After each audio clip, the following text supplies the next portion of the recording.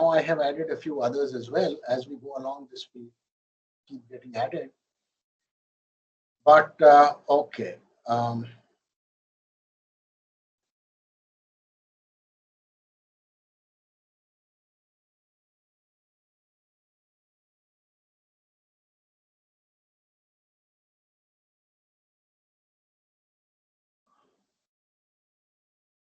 Okay, so is this visible to everybody?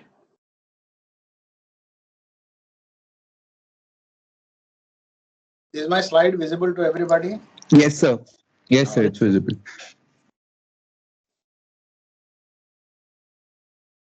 Okay, so this is where we stopped last time. We said that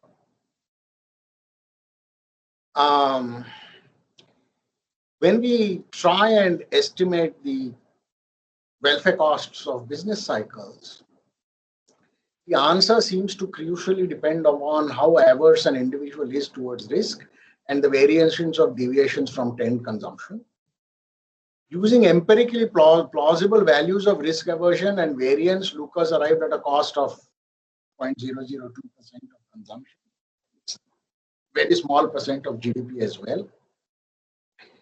This is a very small number, and any attempt to justify stabilization policies would be very difficult. And we just said that these conclusions were challenged. Now let us try and understand how and why these conclusions were challenged, and where do we stand today on this issue. Okay. Now the first thing to notice is that Lucas assumed that the fact that consumption is below the trend this year says nothing about whether it will be below the trend next year. Okay, so where you are today contains no information on where you will be tomorrow. Okay, so this was one of the assumptions that Lucas made. And in practice, though, if consumption is below trend this year, it is also likely to be below trend next year. Why? Because these shocks tend to persist. Okay. Now, depending on how persistent shocks are and which utility function one uses, this can influence the implied cost of consumption. Right? So, where are the welfare costs coming from? They are coming from consumption volatility. Okay, and that is the focus. Now, there are lots of difficulties here, you know. So people tried this, right? So even if shocks are likely to persist for several years, the cost of cycles in the Lucas framework turns out to be less than 1% for most utility specifications. So what did they do? They allowed persistence, okay, and they used alternative utility functions because you can always criticize Lucas by saying that he used a particular utility function and that is driving the results. Okay. So later authors, now the paper that I have uploaded, which unfortunately none of you were able to see because of some mistakes that I made, I'll try and correct that today. So in Berlevy's paper, he gives you various authors who try and fix these things in Lucas's framework, and yet, you know, even after persistent shocks, change your utility function, this, that, and the other, still it turns out to be just about 1% for most utility specifications. That's still a very, very small number. Okay. Now, one of the author, Obsfeld, which is a very famous paper, assumes shocks are permanent. So a fall in consumption today is expected to persist indefinitely. He finds that the cost of cycles can be as much as 1.8. That's a reasonably large number, but still the number is not as large as some might imagine.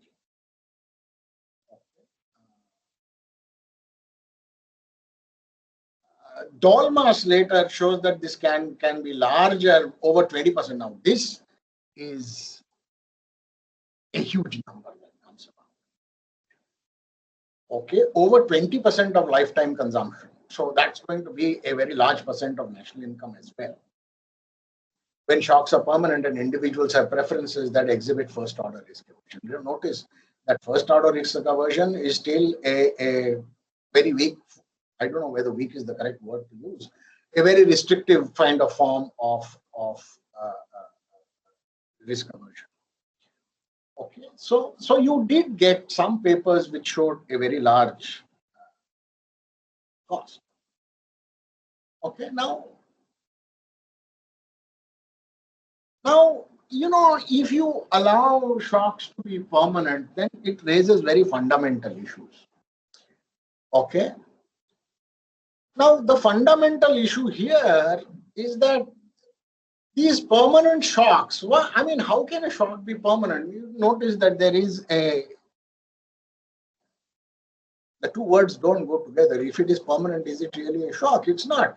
These are essentially changes in trend consumption, which might presumably reflect changes in economy's potential rather than temporary deviations from trend that policymakers try and offset. So here is the fundamental issue that stares us in the face.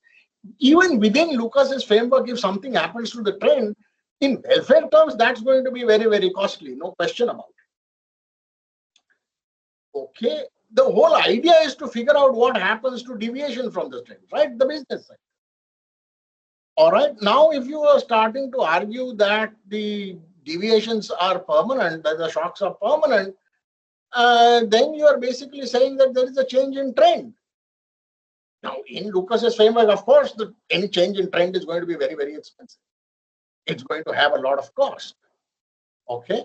But is this the deviation that policymakers try and offset? The answer to that is no, because you're trying to offset the business cycle. Stabilization policy has nothing to do with the trend. That is growth theory. Okay, which takes us to a completely different realm altogether. Okay, so macroeconomic stabilization deals with the business cycle, and that is derived by removing the trend from data, right? So that's how you identify the business cycle. So this is a question which, again, even if you come up with a number of 20%, is that 20% relevant for stabilization? Okay. So even in the Lucas framework, we know that permanent changes in consumption may have large welfare costs. So the criticism of that Dolmer's paper is that, well, you're dealing with something that Lucas was not dealing. Okay. So there is no doubt that society would be much better off if these shocks are avoided. This is not a cost that could be avoided by conventional stabilization policy. So if there is a change in trend, what can stabilization policy do about this? Arguably, macroeconomics teaches us nothing, because that would have to enter the realm of growth theory to try and influence the long run potential output of the economy. And over there, the questions asked and the answers provided are very, very different from what we talk about in stabilization, right? Is this point clear? Over here there should be no confusion, because this is an important point which many times is missed. Is this clear? Yes, sir. It's clear. Sir, I had a small doubt. So when you're saying 1.5%, what does that mean? Like, that's the change in consumption with the change in GDP from the trend line. Is it that? You were there in my last class, right? No, sir, I wasn't. Okay, this was discussed. I'll go through the recording. Sorry. Okay, no. I'll just explain it to you very quickly. Okay, so sir. What is it that will make you indifferent between a certain consumption path and a consumption path which is uncertain? So how much would I need to compensate you to be indifferent between the two? Okay. Basically, the cost of risk, right? In that sense. Yes. So Okay. If you look at the utility function given, there is a risk aversion parameter and there is a standard deviation parameter. Okay, and that is how you come to a number. Okay, there is a closed form solution to that utility function, and and so the question is, how much do we need to compensate you to be indifferent between a certain consumption path and an uncertain consumption? If that number is very large, then the costs of business cycles are very large. Okay, okay. So the thing is that Lucas showed that the cost of business cycle is a very, very, very small number, 0.002 of consumption, and that as a percentage of GDP is also very small. So then why do you need to do all this hoo-ha about monetary and fiscal policy to stabilize the economy? Okay, bring actual output as close to trend or potential output as possible. So he says all this is just bunk up. Macroeconomics need not kind of labor over these issues. Macroeconomics should just go by growth theory and try and increase trend output and therefore trend consumption as much as possible. Okay, but we know that that is not a policy perspective that is shared by many people. Okay, okay.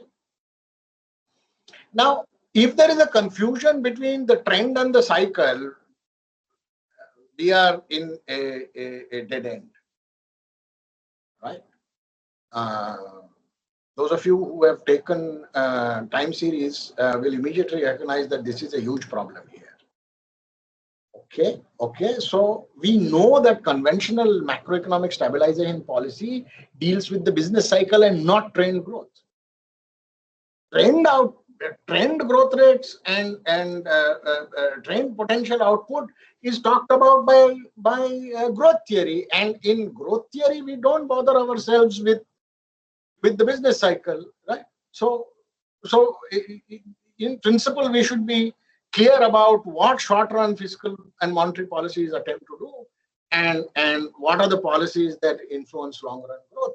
We cannot confuse the two. But let me assure you that next time you listen to a debate on the budget, okay, try and make a mental note of how many venerable economists who come on these talk shows bring to bear this distinction in their discussion. I would rather argue almost nobody. Okay, so most of the talk on fiscal and monetary policy in general public debate is, to say the least, quite shockingly, quite completely misguided. Okay, because you cannot talk about macroeconomics unless you are clear about what is a trend and what is a cycle. Okay, and basic time series analysis will tell you that this is not a non-trivial question. Okay, empirically also it is quite a challenge to identify changes in the trend and cyclical fluctuations. Okay, we in the last class just talked about one possible way in which that can be done. That's the Hodrick-Prescott filter, but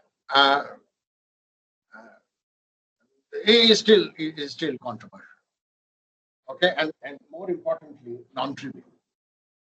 Okay, and that is at the core of all analysis and discussion of monetary and now later studies used higher parameters for risk aversion and more general versions of the utility function, and yet came up with relatively small estimates of welfare costs.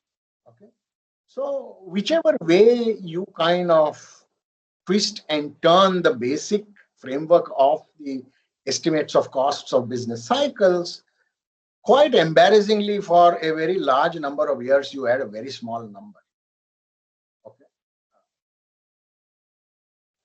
Many studies that you use alternative utility functions still came up with quite small numbers, but there were some with much higher values. Okay. Now, this very small number of the cost of business cycles takes most of the sting out of the huge controversies on monetary and fiscal policies over the cycle. Okay, because you could argue, why bother? The welfare costs are so small that you are unnecessarily barking up the wrong tree. And Lucas's criticism seems to be fairly robust. Don't bother with this. Okay. Well, if that were true, why would I be teaching the course? Of course, so there has to be a sting in the tail, but nevertheless.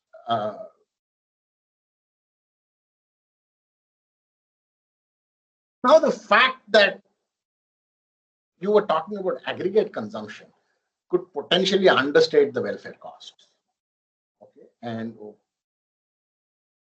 furthermore, if one assumes that credit markets are incomplete, that is, credit markets provide only limited protection against income risks, the welfare losses could be much higher. Now, you start saying, well, Lucas is a rational expectations believer, and therefore, market imperfections do not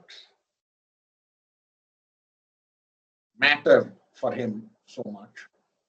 But in the real world, there are a lot of market imperfections, and for consumers, the credit market. So if I have an income shock, okay, which is transitory, I can always borrow money and maintain my consumption, right?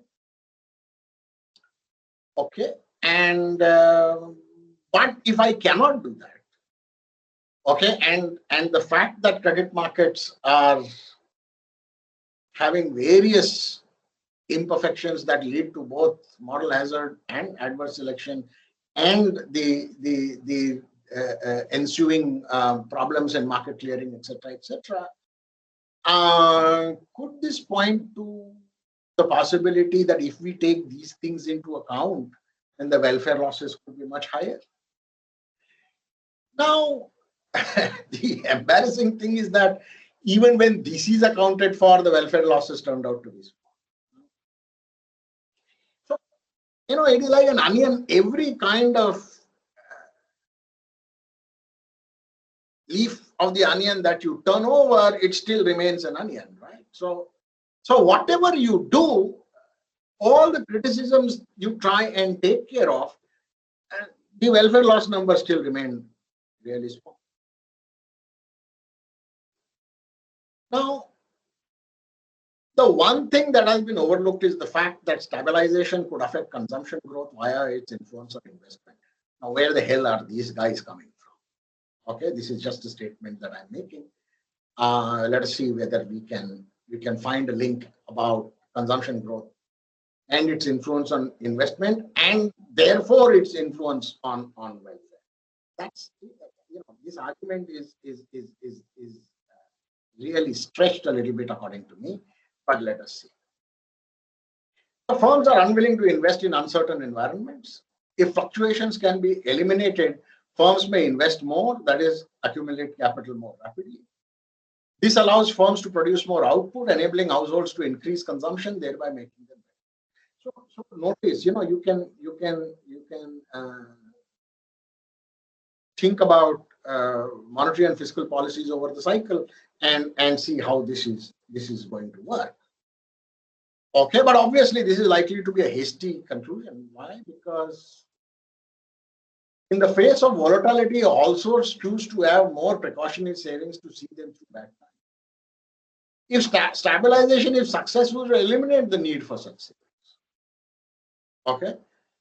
As savings fall, interest rates rise, leading to a fall in investment. Now, so like I said, these links that people argue about are rather tenuous. So if stabilization is successful, why would people save? Right? Because income is much smoother. Okay. Now, well, they don't stop here. Some people started arguing that suppose changing in investment affect growth asymmetrically. What do we mean by asymmetrically? Obviously, asymmetrically over the cycle. Okay. An increase in investment increases growth less than a similar decrease in investment decreases growth. this is a much more nuanced argument. Let us see whether it gets them anywhere. Possibility because the inability of firms to undertake many investment projects at the same time. Okay. So there are limits on how much you can increase investment. Okay. People who took my corporate finance class in the last semester will immediately see the logic of this. That in the firm growth cycle, a firm just cannot become big very quickly. There are constraints from various sides to firms expanding. Now, if this were true, simply eliminating fluctuations in investment would increase growth. Okay? But this is much more easily said than done. I mean, what actually influences investment is not something that is clearly understood. So what do you think? Does investment cause growth, or does growth cause investment? So in our standard macro models, what is the causation that we basically posit?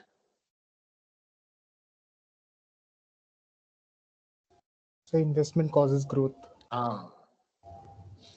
Some very, very recent, a lot of empirical work on this topic has actually shown that it's the other way around. That is, the prospects of future growth cause investment today. So it is growth that causes investment.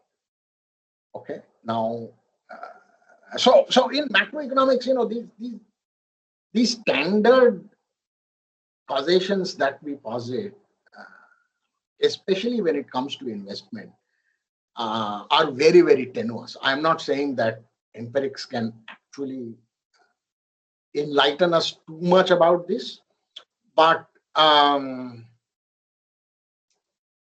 there are a huge amount of uncertainties over this.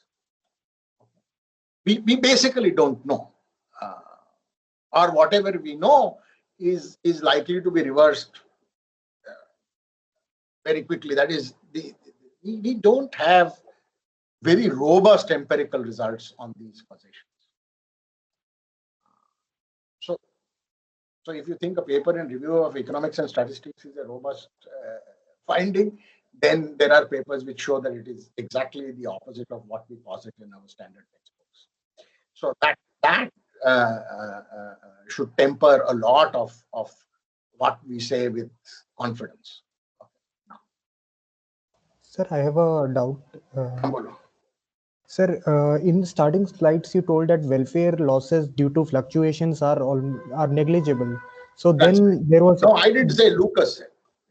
Yes, sir. So then there was a point that households and firms are unwilling to invest in an uncertain environment. Correct. So this argument is an intuitively appealing argument. But if you connect it to the previous argument, if welfare losses are negligible, then from where does uncertainty come about here?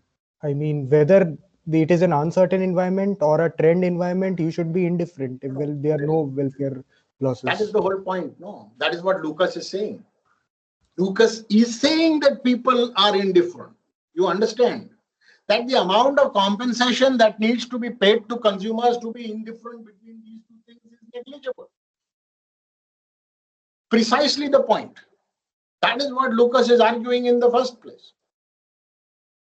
And that sits very, very uncomfortably with the kind of activist monetary and fiscal policies that standard macroeconomics teaches us. You see the point? That is precisely the point of discomfort. Correct. So we have to get out of that discomfort zone, of course. But that is the discomfort zone in which we are. Do you understand? Yes, sir, but both these points are logically inconsistent. No, they are not. Why are they inconsistent? Because at one end you are saying that welfare losses of fluctuations are negligible. Then other end, right, you are saying that households and firms are unwilling to invest if there are fluctuations. Wait.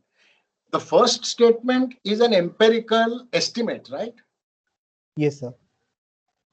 Correct. The statements that follow that are hand waving. So please make a distinction between hand waving and an empirical estimate. So Yes, sir. Lucas has given us an empirical estimate, 0.002% of consumption. All right. And somehow many economists are then uncomfortable with this. No, how can it be the case? Because that if you accept Lucas's calculations, then you should not be running stabilization policy at all. Yes, sir. That is the point. That is the point. And that is the point that I am trying to make. So we are on the same page here. Okay, so unless we can come up with a number which is credibly large, that is the amount of compensation to be paid to consumers for them to be indifferent between the two is a reasonably large amount, it is only then that we will be able to convince ourselves that the short-term macro monetary and fiscal policies that we are laboring about in various models has policy relevance in the first place. You see the point? Yes, sir. All right. So now, Bayer levy, after taking these factors into account, estimates the welfare costs of cycles to be 7.5 to 8% of lifetime. This is a very high estimate. Now, for the first time, forget the Dolmas paper, because that has a problem with confusing trend and cycles. Okay. Now, Bayer levy takes care of all the points that were raised as an objection to Lucas. Okay, and he comes up with a figure. Now, I don't want to go into how exactly he estimates this. That's there in the paper, because, going through the empirics of how exactly this number is arrived at is a little tedious, and I don't want to labor over it here. So let us take it on faith that some scholars have come up with credible estimates which are pretty big. And I must tell you that very, very recently, Tom Sargent has written a paper which completely contradicts Lucas. And he comes up with numbers which are much more than 8%. So he builds various scenarios, and it's, anything that Tom Sargent writes is very, very tough to figure out. In fact, I had to take the help of my better trained colleagues here. It was Tanya who helped me understand that paper, because I couldn't make too much sense of it. Okay, but it's an AER paper. I don't want you people to get into that paper. I found it very, very difficult. Those of you who are interested, I can send you the paper itself if you are interested. That, of course, won't be a part of the course, because I want to teach things that I can understand. I cannot teach things that I cannot understand. Okay, so more recently, people have come up with credible welfare estimates that are pretty high. Okay.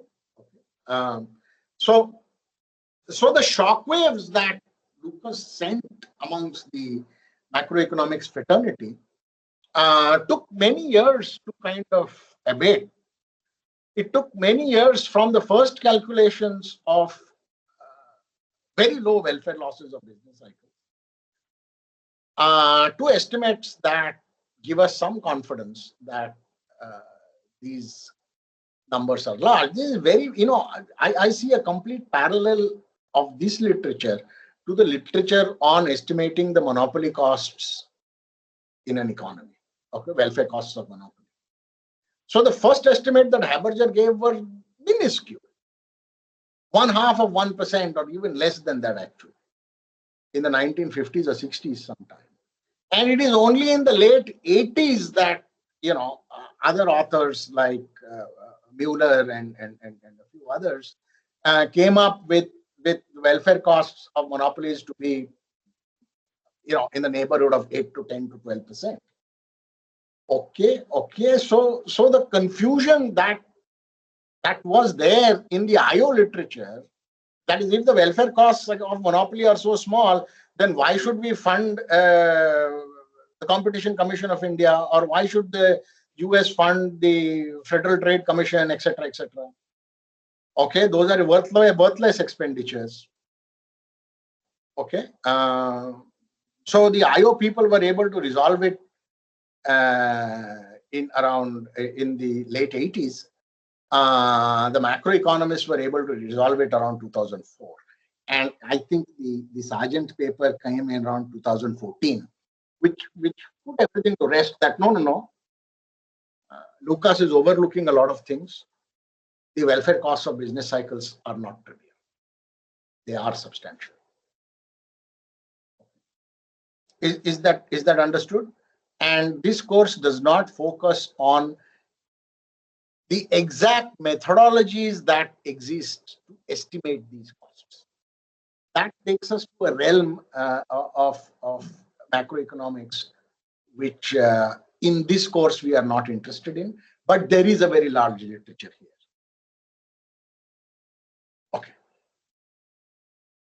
No such estimates have yet been worked out in the Indian context. Of course, using the Lucas framework, a back of the envelope calculations even for the Indian economy is possible. Okay, and I assure you, it turns out to be very, very small. If anybody is interested, they can because it's such a simple formula. No, you need just to find out the standard deviation, and you can take the risk aversion parameter to be 4, and then you are done. Okay, half of sigma square theta, something like that, right? Yeah. So that also turns out to be small. But more serious estimates of the welfare costs are not available for our country. There is some work. Palaj and Robe were possibly the first to argue that LDCs, they study African countries as economic fluctuations in these countries are much higher. The cost of business cycles are much higher. Okay, so there was some literature which said that this is a much more important problem in terms of welfare costs for LDCs. That goes without saying, because LDCs have a much more volatile output. Okay, so if you look at the business cycles in LDCs compared to advanced countries, you will find that the crests and troughs are much far apart. That is, if you deviate from the trend, either way, you deviate for much longer periods. Okay, than compared to the advanced countries. So that literature is there comparing the business cycles of advanced and less developed countries.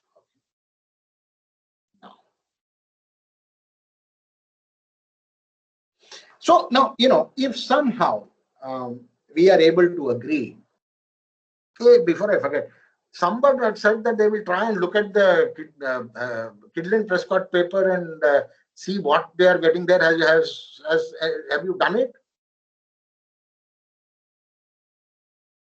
Somebody had mentioned that paper in my last class. I think it was issue and he is not in the class. Achha. But as far as I remember, studying the Kidlin-Prescott from the lectures of macroeconomics book last year, I don't think there was any number that was specifically mentioned in that paper, at least. I doubt whether in it is possible to do it in the Kidlin-Prescott framework.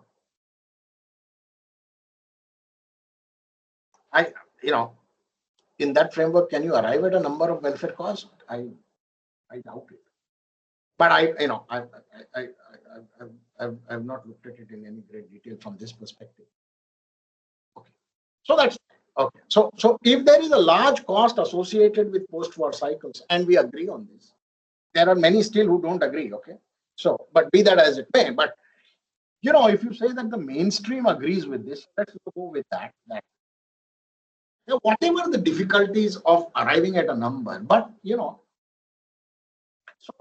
so be assured of one thing, for a long time, This stabilization story in macroeconomics was built on faith, not on hard numbers.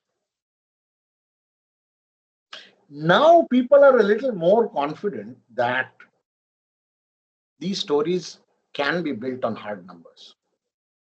That is the need for stabilization, etc., etc., etc. So if we can credibly argue that the welfare cost of business cycles is large, and the mainstream now believes that it is large, then the stories that we spin about monetary and fiscal policy over the cycle starts having a bite. Okay, that it is now founded in some sound welfare calculations. And this is not Himalayan economics that, somebody goes to the Himalayas, sits in Tapa and believes that the welfare costs are high. We have moved beyond that belief system now to a sound empirical basis for us to be sure that that is so. Okay, so even if that is so, okay, there are two questions that need to be addressed.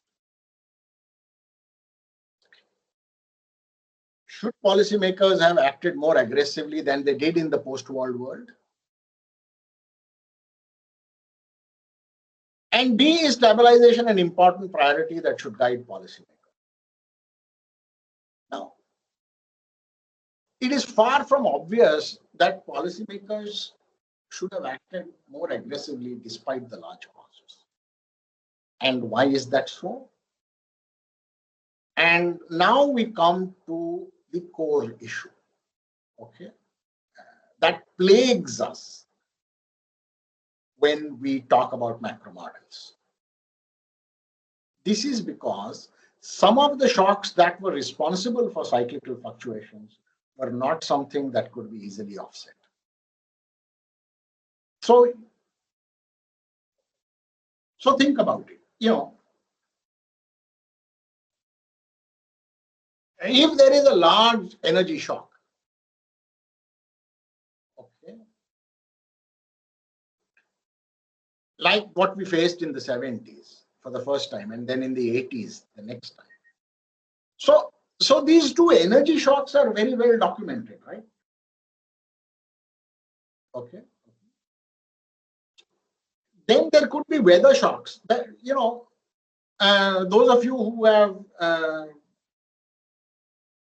taken the Indian economy course will remember that there was a period in the 60s where the country was on its knees. It had to abandon planning, right? What was called a plan holiday. There was no food to eat in the country because 3 consecutive monsoons in the mid-60s failed. Okay, and the country faced enormous hardship, and then the Green Revolution story and all that kind of a thing. Now, but be that as it may, these are episodes. But fundamentally, if the business cycles are arising from factors that policy cannot deal with, that is, if the cyclical fluctuations, the causes for cyclical fluctuations lie in shocks which are not amenable to be offset by the standard tools of monetary and fiscal policy that are available to policymakers. And episodically, there were many such shocks. Okay, episodically, there were many such shocks. Now, the difficulty is that, the fact that even modest amount of volatility can impose large costs reaffirm that stable growth should be an important goal for policymakers to aspire to, no doubt about it. This is like, preaching the Bible. Though not all sources of volatility can be dealt with, less volatility is unambiguously better than more volatility. Over this, there can be absolutely no argument. Okay. Just because cycles are costly does not automatically imply that stabilization is desirable. That depends on the causes of business cycle fluctuations, what tools are available to policymakers, and whether these tools can effectively offset the underlying shocks. Now, our knowledge base with respect to the causes of business cycle fluctuations is very weak. The tools that are available to policymakers, you all know, you have done 2 courses on macroeconomics. And whether these tools can effectively offset the underlying shocks, well, yeah, macroeconomics has to take a call on this. Okay, so stabilization faces these difficulties that arise from our basic understanding of the business cycle itself. Okay. So this is where we stand currently. Okay. Does anybody disagree with this on the basis of whatever you have studied up to now?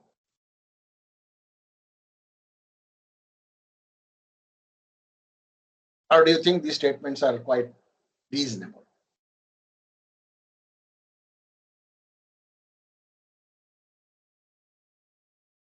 Okay. You agree with what is being said? Just because I have written it on the slides doesn't mean that you have to agree with what I have said. I may argue against this later, but you know. So everybody agrees.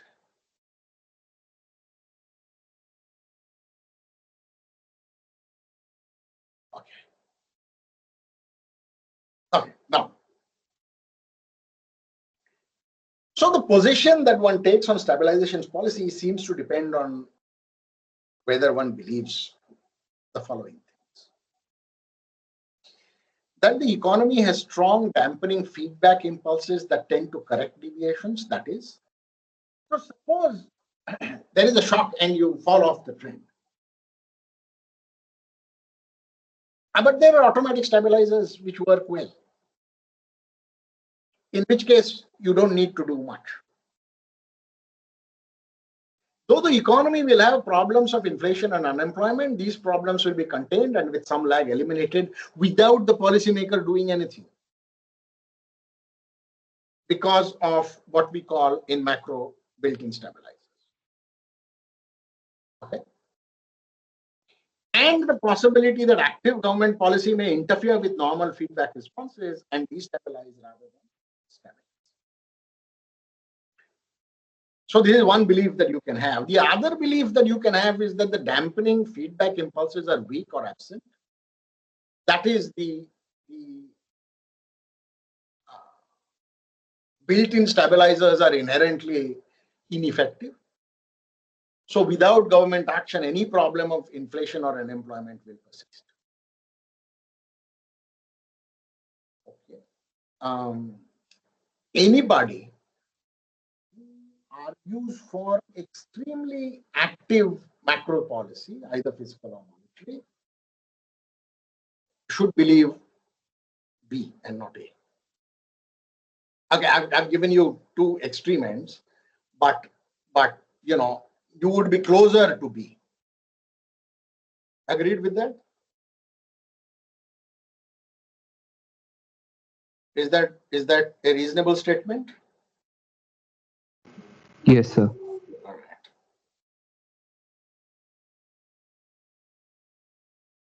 So a distinction can be made between 2 types of stabilization: discretionary and automatic. Discretionary policies involve deliberate actions taken by the authorities, such as open market operations, changes in discount rates and reserve requirements, changes in tax rates and or government expenditures. Okay, this is either through your budget or through your monetary policy. Automatic policies put reliance on built-in stabilizers that function without any deliberate intervention by the authorities. In the monetary field, for example, an increase in commodity prices tend to reduce the real value of financial assets. And if the government does nothing to offset this by increasing the volume of financial assets in the system, private spending will tend to decline. So if wealth is an argument in the consumption function, okay, you will see how this automatic stabilizer works. Very straightforward, right? So if this automatic stabilizer is very strong, why does the government need to do anything at all? Okay, so this is one thing. On the fiscal side, the main automatic stabilizer is the relation between tax revenues and cyclical changes in the economy, right? During booms, tax revenues rise and the need for expenditures on unemployment compensation decreases, channeling a larger portion of national income into government coffers. Okay, these effects are accentuated if the tax system is progressive because tax revenues rise more rapidly than money income.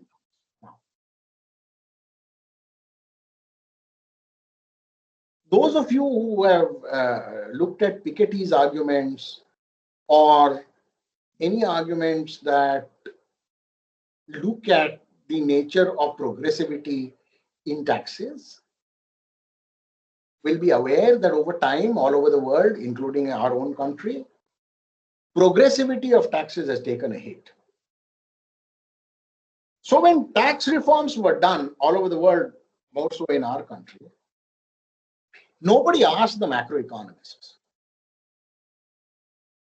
that what difficulties will be created for macro management, that is stabilization, if the level of progressivity in taxes is dramatically reduced.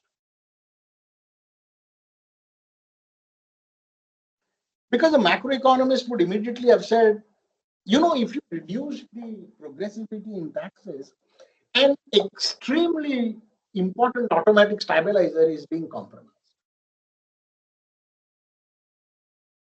Now, but the tax experts don't study macroeconomics. They view the problem through microeconomics. Then they start telling us that, oh, you know, if you have very progressive taxes, there is a huge incentive to cheat on taxes. It is very expensive to set up a system that will punish people who cheat on taxes to make the whole thing credible. So let us throw the baby out with the bathwater and have very, very simple taxes where very clearly progressivity is given the go by. Okay, so from a macro perspective, one of the very, very important changes that has happened over the years in India and in many other countries is this built-in stabilizer stands compromised. Now, if you compromise one built-in stabilizer, then notice what happens. Then there will be pressure on governments to be able to properly identify when a need for fiscal action arises and the amount of fiscal action needed also will rise, right? Because your built-in stabilizer has been compromised. So by how much? For example, let us just talk about government expenditure. So if output falls below the trend, first you should know that it is falling below the trend. That's not a trivial exercise. And you should know beforehand it is falling below the trend. So suppose you know that. It's not easy to figure that out, but let us say you do. So then the need for government expenditure increases is established. But then you need to establish by how much. And all other things remaining the same, if your fiscal policy stabilizers are compromised, then the amounts that need to be committed to stabilization will rise. Okay, do you see the point? Okay, Yes, sir. so this is a conundrum that in our country nobody wants to talk about because it is, I don't know, it is highly inappropriate in some sense, because how dare macroeconomists start teaching people things about income tax or any tax for that matter, Commodity taxes, we all know, are regressive, right? So it is not a question of whether a tax is regressive or progressive. Your entire tax system should be progressive. You understand what is said? That is when the automatic stabilizer really starts working well. So if you have an economy that depends hugely on commodity taxation, where microeconomics teaches us that commodity taxation is actually regressive, and taxes on income, which should typically be progressive, are not as progressive, that will give any teeth to this built-in stabilizer, then this stabilizer is completely compromised. Okay, then you will be having huge pressures to recognize the need for intervention, and you will tend to start arguing that the amount of intervention needed once the need is recognized is very large. So towards the end, we will go through some Indian budgets where I will try and convince you by going through the budgets that operationally how important these things are. Okay. All right.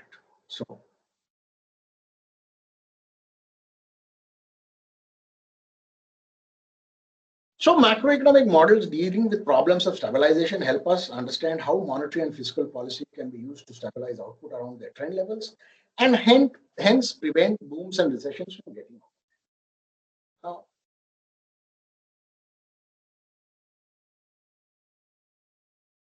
so would it be possible to fine-tune the economy? If you all remember that in the old radio sets, there would be one tuner which was large and another tuner which was a fine tuner. Okay, so this is another question that plagues us in macroeconomics. In general, till the 17s, that it was believed that the economy could be fine-tuned. Why? Because, in the 50s and 60s, you had large macroeconomics models, and the prestige of these models increased, and somehow a belief that fine-tuning was possible. This involved the work of talented economists, many of whom got the Nobel Prize, etc., using sophisticated mathematical and statistical tools. Okay, using the basic idea of trade-offs, economists reasoned that one could buy more accuracy in a model by sacrificing something good, that is simplicity. So you had hugely complicated models in those days. Okay, and computers were new, so this was a big thing. Large models reinforced the belief that fine-tuning was possible. Now the clock has turned full circle. Now macroeconomists say that these large models are problematic. The DGSE, let us build much smaller models. And the statistical sophistication, theoretical inputs into building these much smaller models have reinforced the view nowadays that fine-tuning is in fact possible. Okay, now since the late 70s, there was an increased realization that there were serious obstacles to successful stabilization policy. The consensus now seems to be that fine-tuning is impossible and governments should first attempt to do no harm. Now, this consensus again is now under threat because of the new style of macroeconomics. That because we can derive sophisticated macro models which are small in nature, in the sense that the number of variables that we deal with are not very large, so they on the face of it are tractable. Okay, so maybe fine-tuning is possible.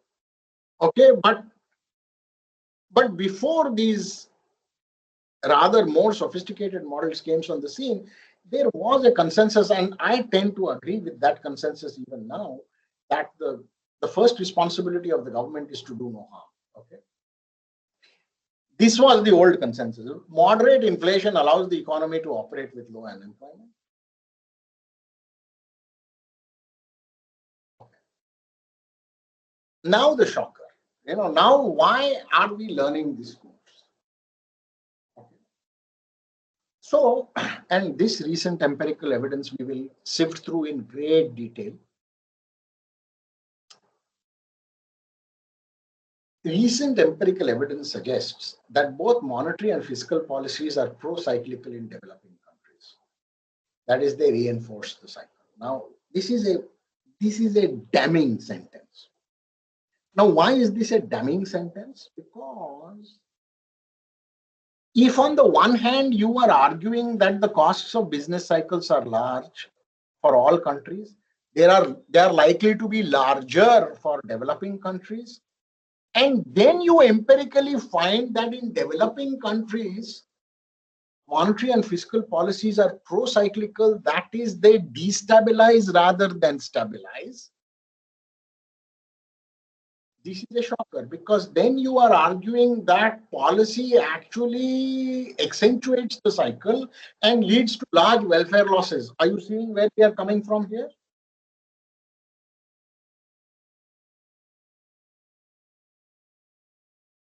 And this is what our course is about. Do you see the point?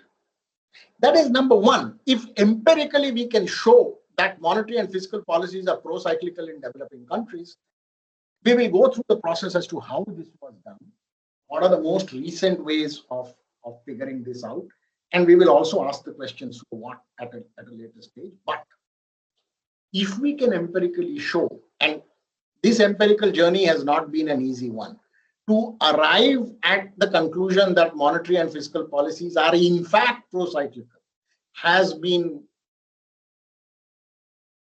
what shall I say, very tedious. Okay, and we will try and see how tedious it has been.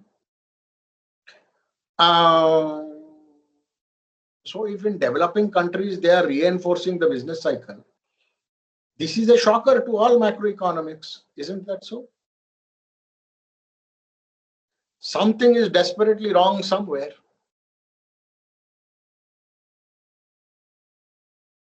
Agreed? Yes, sir. And just as a, we will be going through these reasons in some detail as we go along the course, but this is the punchline of the introduction to the course. That is, why do we need to look at this in greater detail? Because of the empirical fact that has been unraveled that fiscal and monetary policies are pro-cyclical. We will be bothered more about the fiscal side, though we will have something to say about the monetary side as well, but that is why the course is named Fiscal Policy and Stabilization. We are going to talk more about fiscal stories. Okay, so this is an empirical fact you have to take for granted just now. We will be looking at how this empirical fact was unraveled by various economists over the years. Okay, this story begins in the mid 80s, but we will see how that goes. So then why does this happen?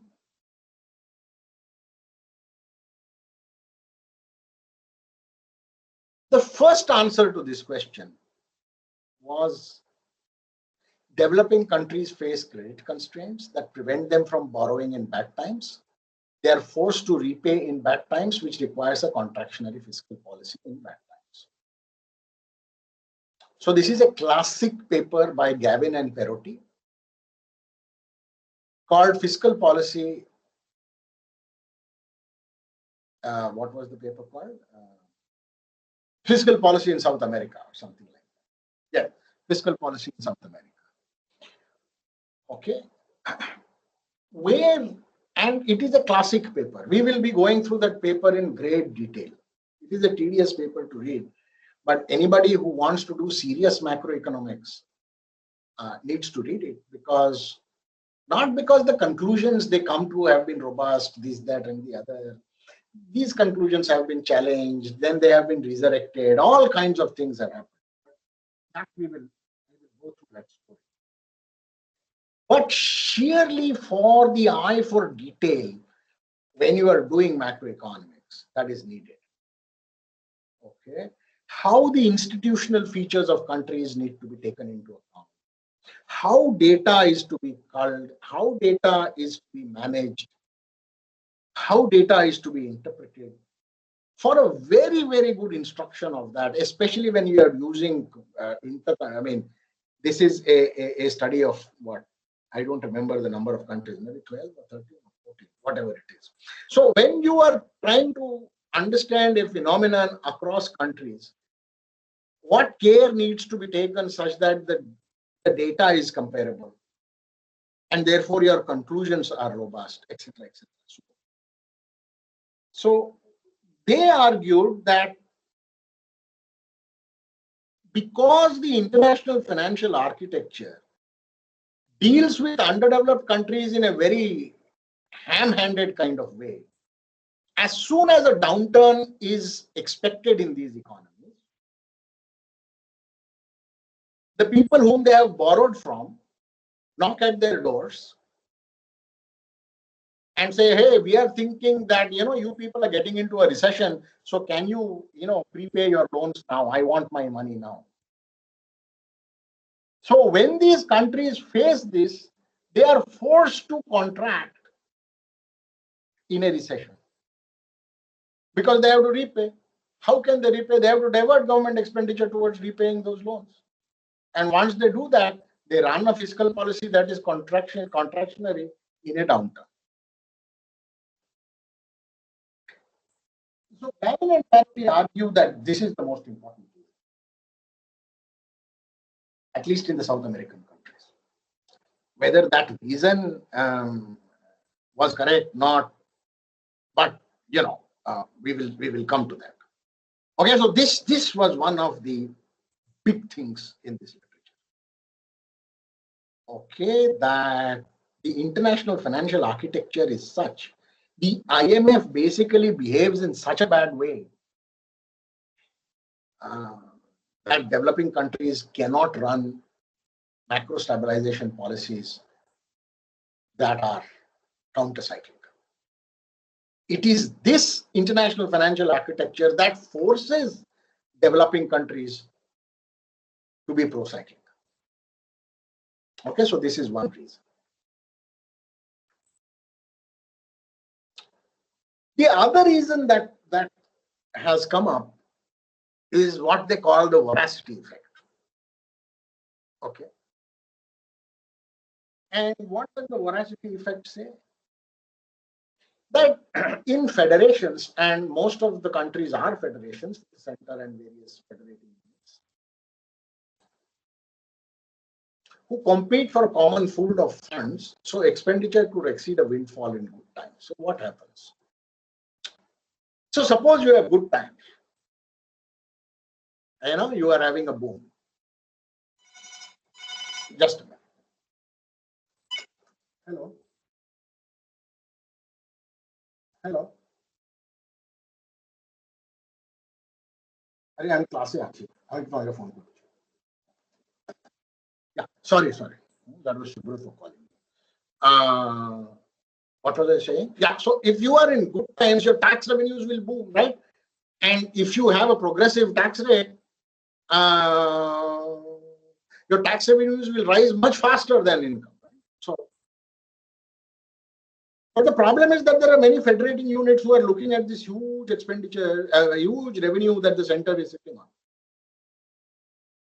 And these federating units say, hello, you people are so rich now. Now, come on, I need to spend more money.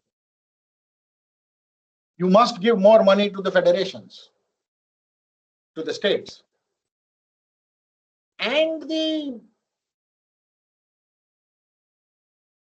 fiscal institutions are such that they cannot resist these pressures.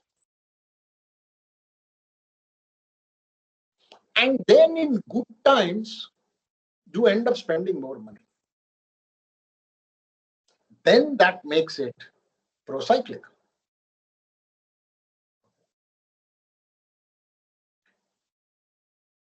So the developing countries need to find mechanisms that would enable macro policies to be conducted in a stabilizing. So this is a very lame statement that I had added, but okay. So this is the reading.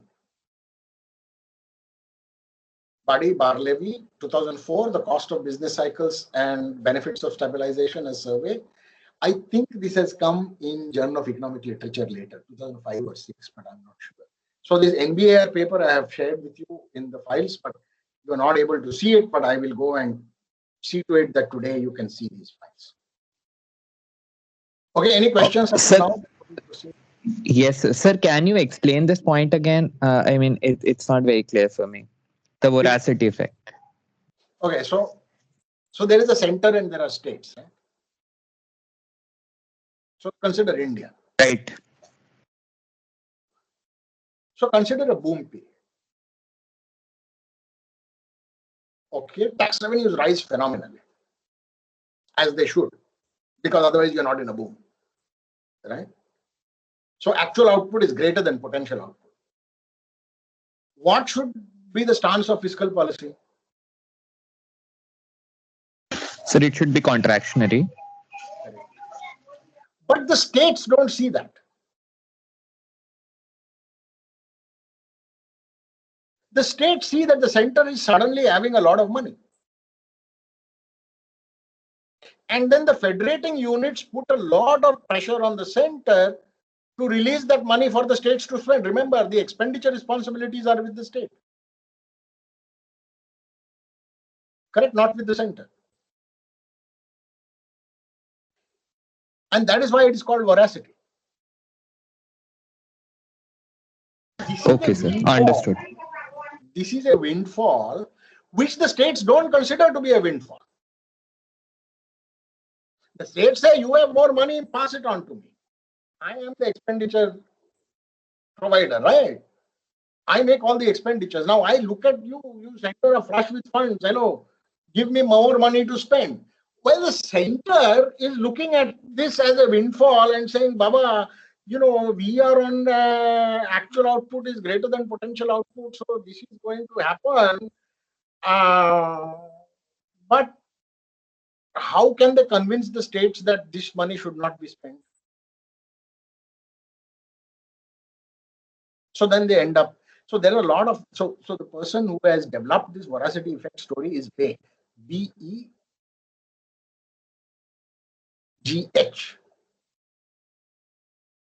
So you can Google voracity and Begh, Vegh. He's the author. And therefore you will see that these are game theoretic models that have been developed to explain this. Okay. Yeah. So, but we would be talking about the voracity effect in this sense. Okay, so a center which has more powers to gather revenue, and the federating units or the states which have the larger expenditure responsibilities. This is true all over the world. I mean, this is not something that is unique to our country. All federations have this vertical imbalance, as it is called in public finance, which you would have also studied about. Those of you who took Indian economy, I think Chandra taught you a lot about this. The various finance commissions, this, that, and the other. If I am not mistaken. Yes, sir. Yes, sir. Now you see the point. Okay. Okay, I have taken down this reading because you can, this is easily downloadable, so you can download it yourself, but I will see to it that this becomes available to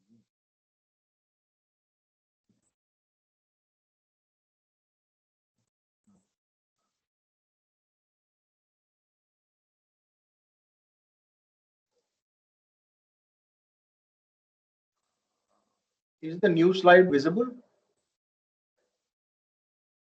Yes, sir, it is. So given that background, okay. So whenever we talk about macro stabilization, we take a lot of things for granted. And one of the things that we implicitly take for granted is a question that the political system of the country needs to answer. And that question is, what should be the size of the government? That is, in macro terms, the G to Y ratio. If G is the size of the government, then what should be a long-term G to Y ratio? This the politics of the country has to answer. This an economist cannot answer. Okay, the economist can answer this question. So if you are a rightist, you will say that the size of the government should be small. If you are from the Communist Party, then you will say that the size of the government should be almost as large. It should be very, very large. Correct. Okay. So the size of the government story is something that the politics of a country must throw up. A consensus must be arrived at by the society through its politics, where the size of the government, long-term size of the government is fixed. This is all very easy to say, of course, but empirically, how do we measure the size of the government? So how do we measure size of the government? By Anybody? the amount of expenditure that the government does. Okay, the simplest measure is the government expenditure or tax revenue to GDP ratio. Tax revenue is not such a good thing. Many people disagree with the size of the government as tax revenue, but that variable also has its merits. But the general consensus is you're right that it should be government expenditure. But is this the correct answer? Shouldn't we be a little more nuanced on this? And what is that nuance? Those of you who have studied the Indian economy and macro should be able to make this point. This is both correct and incorrect. So what should be the correction here to make it perfectly correct? Anybody can see the problem?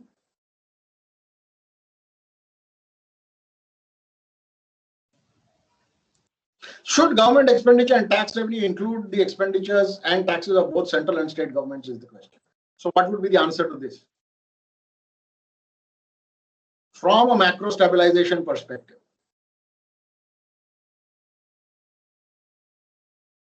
should it be both central and state? Should it be only state? Should it be only center? You have three options. Kaun banega crorepati? So where will you vote? Don't phone a friend. Sir, it should be both central and government. In fact, Dr. Why? Chandrasekhar even included local government. Excellent. But why? Amitabh Bachchan never asked this question. Sir, Yeah, why? Sir, because most of the expenditure, even if you say in India, takes place through the state government, and that has the effect of it will have in theory have a counter cyclical effect. So it should be both, right? Hold. Actually, in India, adding to that point only, in India, if you combine all the state government's expenditure, it actually exceeds the central government expenditure. Yes. And one very stylized fact that after the FRBM Act came, which limited the borrowing of central government, the states actually started borrowing more when central started borrowing less. I'm well aware of the stories. So states are very important here. And one very interesting slide. Very important, but are they important from the perspective of stabilization? We are talking about macroeconomics, trend output, fluctuations around the trend.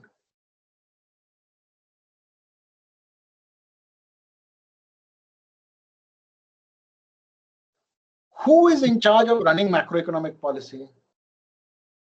The central bank, the monetary policy, and the central government, the fiscal policy, correct?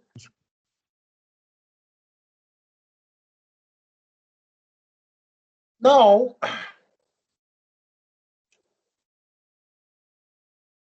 it can therefore be argued that the correct measure from the perspective of stabilization, though of course when we read Gavin and Perotti, we will make corrections to the statement. You see, the devil is in the detail. So humor me, go along with my argument. As the responsibility of stabilizing output lies with the central government alone, it is only central government expenditures that would measure policy stances. Is that correct? So now, a policy stance versus actual policy.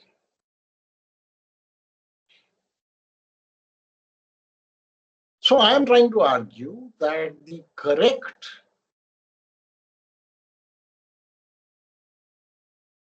variable to look at is expenditures of the central government. Because that is what responds to the cycle. Do you agree with me? Why should the expenditures of state governments have anything to do with the cycle? You could well argue that each state government is trying to stabilize the business cycle that is arising in SDP. But that is taking us to a dead end. That is not going to lead anywhere. Now you are telling me that macroeconomics is not macroeconomics. Each state should be considered a country. Oh my God, that's not a road where we want to go. So for whatever it is worth, if we are going to look at GDP to arrive at the trend and the cycle, then it is central government expenditures that should be counted as fiscal policy. Agree or disagree? Sir, I am still not convinced, sir. So, What? for example, let's just let me make a point. I mean, what I think.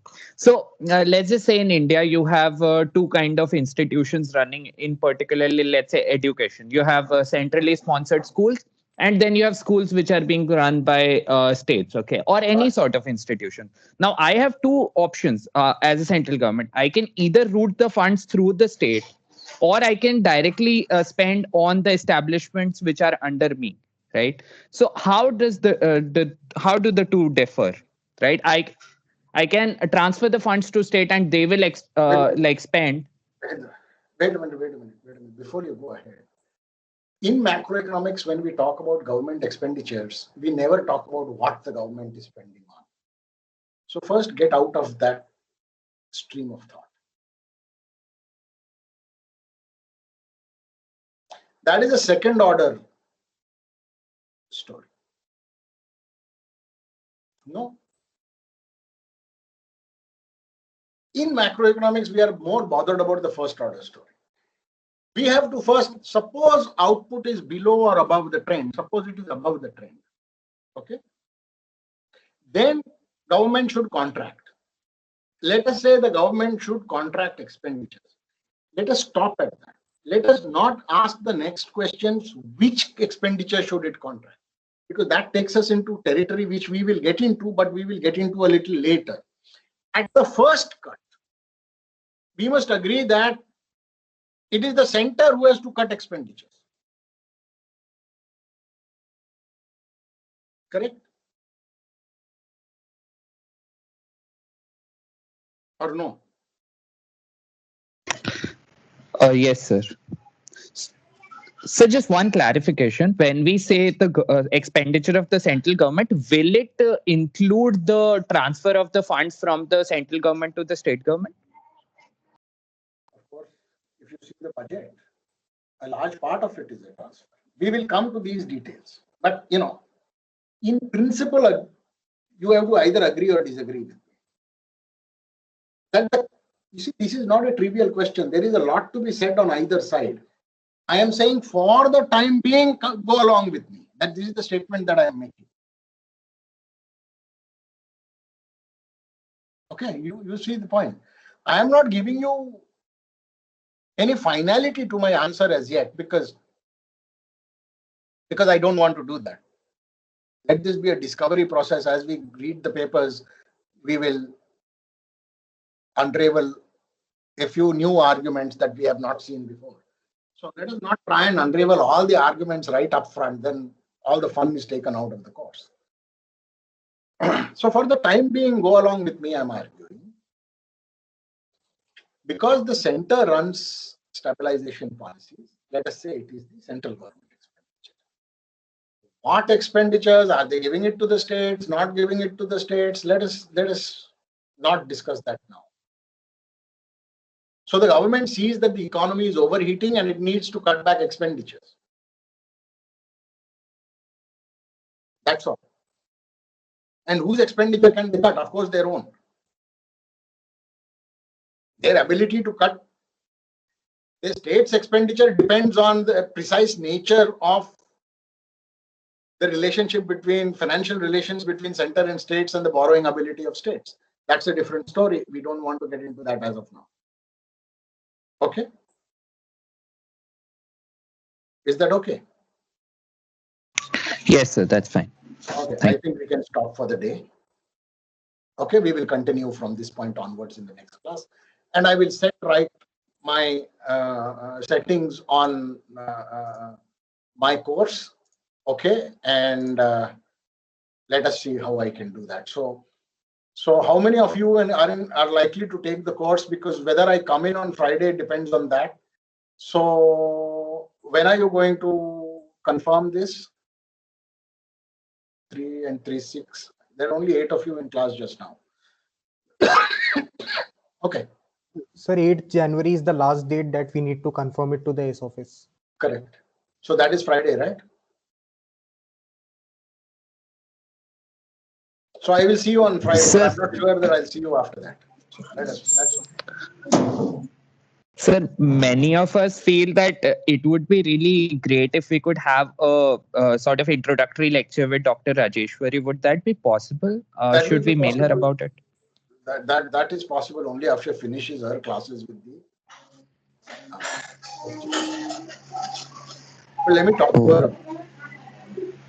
Yeah, because people just wanted to get a fair idea of like how it will go and what all she'll be covering. But the outline has been emailed to you, no? Yeah, yes, so we have the outline, but like we just if one class in person could be conducted before 8th, it would be great. Just one class. I mean, if that is possible, of course. I'll talk to her. Okay. So I'll see you on Friday, and maybe I'll see you after that as well. I don't know. Okay. Bye bye. Thank you, sir. Thank you, sir. Thank you, sir. Thank you, sir. Thank you, sir.